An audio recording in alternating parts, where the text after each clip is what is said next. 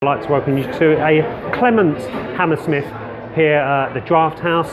I'm on a pint of Aspells. Those are the kind of the key news items for the week. In all seriousness, we'll be talking about accountants in government.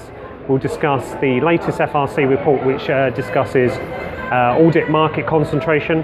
And we'll also talk about our latest Accountancy Age Top 40 International Network Survey, which I'm sure you're all excited to hear about. So why don't we start at the top? I know you've had a lot about government and politics and Brexit and the like, and you're probably all bored witless of it all, but we're going to carry on plugging through with it and cover some of the points that are perhaps a little bit more prominent for the accountancy sector. Theresa May obviously is our new Prime Minister. She spoke about trying to bring workers onto our company boards. And this is an interesting proposition, and obviously workers being involved in the day-to-day running of a business is, you know, some would say a very important thing. We've seen various models that have worked and some that haven't. You know, we all cite the John Lewis partnership model and the inclusivity that brings about. On this issue about actually having workers sat on the boards themselves, a very prominent, shall we say, a very prominent chairman spoke to us the other day and said that the day that workers come on the board is the day that they retire. So I think that maybe that outlines some of the feelings perhaps at board level. You know, we've seen with other unusual models, you take a look at the co-op, very labyrinthine and has caused many issues. I would be surprised if we see workers on board, if I'm being honest with you. Moving on from that point, we've got a couple of accountants now in Cabinet, which is really exciting. So Justine Greeny has taken on the education brief.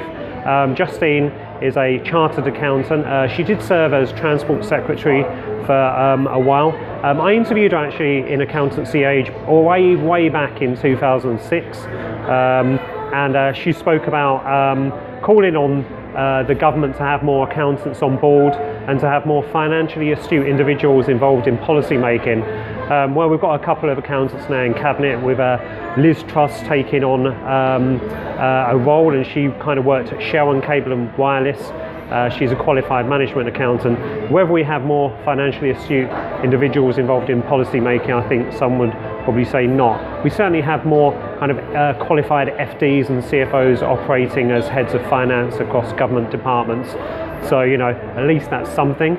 As part of all this kerfuffle, we saw further announcements around Making Tax Digital postponed. And what I'd say to this is, well, you know, it is the way forward. This kind of automatic and automated access to accounting details and having more up-to-date positioning as to where you are on your tax bills is going to happen. And maybe it's going to happen later rather than sooner, but this thing is going to happen over the next few years. I think as accountants, you're just going to have to deal with it and get your clients on board. We all know that when policies are put in place, statutes are lined up that force clients to have to deal with accountants, that's normally a really good opportunity for the accountant to leverage that and provide better, more value-added services for the clients. So whether this thing comes into statute or not, having a closer relationship with clients should not be a bad thing. For clients with quite simplistic affairs, they'll either do this stuff themselves, or you'll just be able to automate it, and it will just be a side issue and one that doesn't eat up your resources. So they're my feelings on that one. Moving swiftly on. The FRC has issued a whopping great report, 68 pages, but the long and short of it is really that audit concentration among the big four in FTSE 350 audits has actually increased in the recent times rather than decreased. You know, this is a point I've made several times. Competition Commission and the European Commission,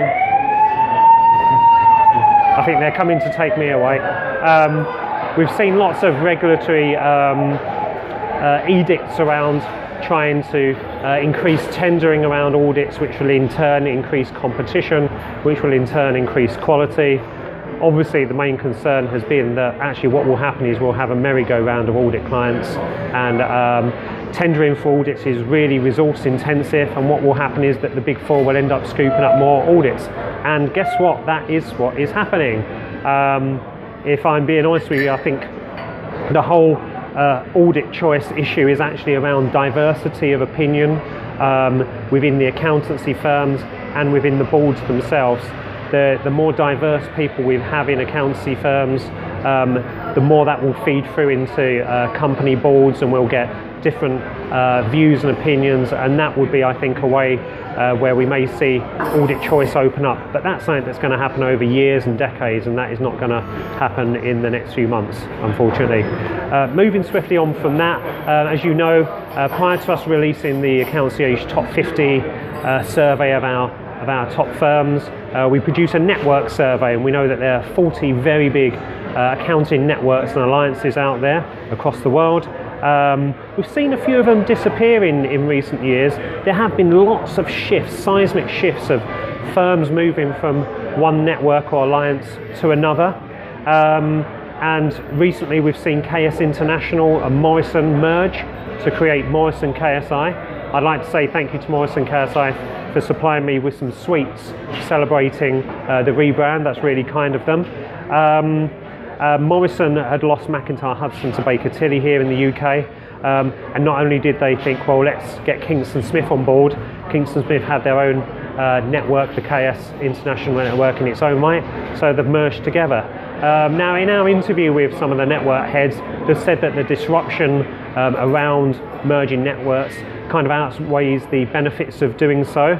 But there are so many firms shifting around from one network to another that surely we're going to end up with some networks that are going to get into a position where they are unsustainable. I think we will see a consistent flow of international network and alliance mergers going forward, folks. So that is just going to be the way of the world, I think, for the coming few years. Talking about the Accountancy Age Top 50, we have the Top 50 plus 50 deadline fast approaching if you want your firm to take part in that. We're absolutely delighted that Sage are supporting us on this year's Accountancy Age Top 50 plus 50. So thank you very much, Sage, and with a bit of luck I can get the firms to take part, and I'll get the list published in the next couple of weeks or so. We're also approaching the deadline for the British Accountancy Awards entry process. So if you're still umming and ahhing over that, get a shift on, because that deadline is approaching in the next week or so. And that's it for me. I need to get back to my Aspals. My throat is dry. Have I had any questions, trusty cameraman? One just said, where are you from? Where am I from? I'm originally from Hackney. I now live in sunny Walthamstow, and I have to trek across to Hammersmith. So that's where I am from. And cheers, have a good weekend. See you on the other side.